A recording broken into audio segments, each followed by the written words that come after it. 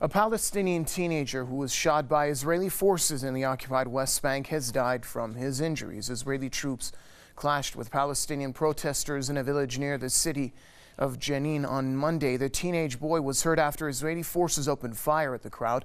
The victim was rushed to hospital with serious injuries. Israeli forces have recently intensified their raids on Palestinian homes, taking many to prison without charge.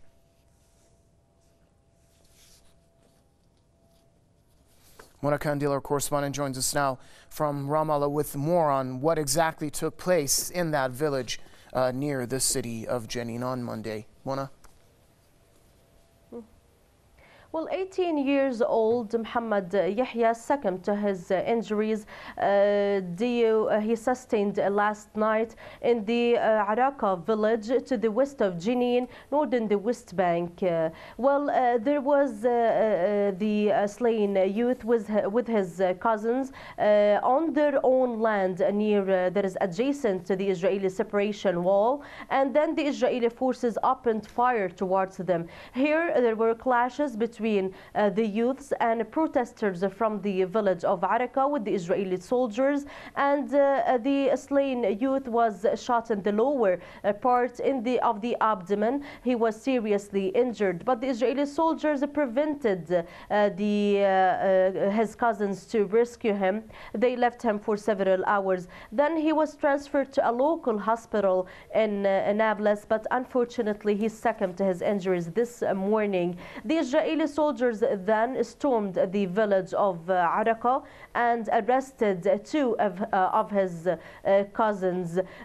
Protests and demonstrations are usually carried out by Palestinians against the separation wall that is usually built on Palestinian-owned lands in order to make the life of Palestinians there very difficult. They force the Palestinians, the owners of these lands, to leave by seizing these lands and annex it to the nearby Jewish settlements.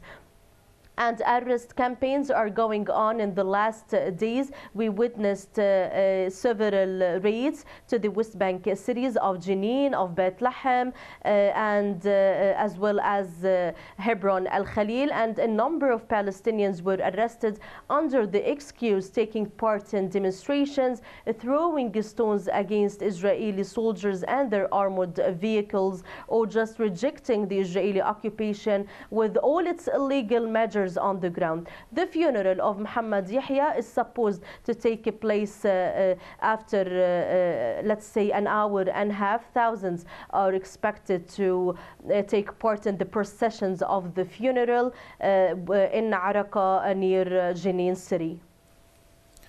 Mona, this is the second time, I believe, over the past week that a Palestinian teenager has been killed by forces of the Israeli regime. In these incidents, the Israeli forces hardly ever answer for these crimes and are never held accountable for carrying out these murders.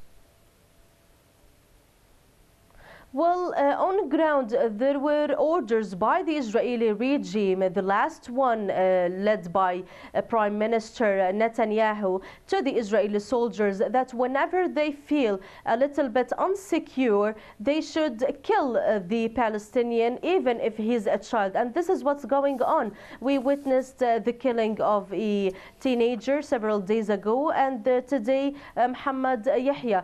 The Israeli soldiers would never be held accountable, and we will never see just or fair trials for those soldiers. But when it comes to an international intervention that will hold Israel accountable for crimes, then the Israeli regime will try to convince the world that those perpetrators of such crimes would be taken to Israeli courts to receive a trial. But on ground, none of these things happen, and we have never heard about further trials against Israeli soldiers or officials. Thank you very much, Mona Kandil, our correspondent, joining us from Ramallah.